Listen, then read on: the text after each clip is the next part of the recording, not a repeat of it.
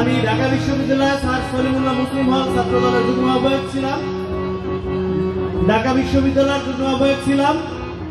আমি কেন্দ্রীয় ছাত্র দলের সহ সাধারণ সম্পাদক ছিলাম সর্বশেষ কমিটি, এবং বর্তমান কমিটির আমি যুগ্ম সাধারণ সম্পাদক।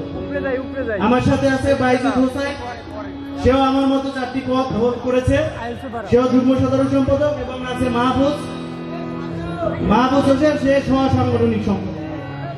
আমি এখানে এসে আবেগ আপ্লুত হয়ে গেছি যে এত সুন্দর একটি প্রোগ্রাম, উপজেলা পর্যায়ে যে এত সুন্দর একটা প্রোগ্রাম আয়োজন করা যায়, এখানে আসলে আমরা আসলে বুঝতে পারতাম না।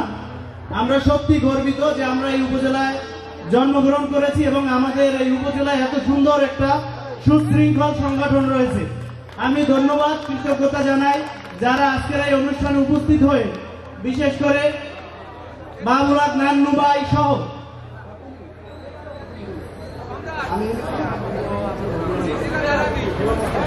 গোলাম মোস্তফা সালু, তার পুরো নামটা আমি আসলে ভুলে গিয়েছিলাম, এর জন্য দুঃখিত।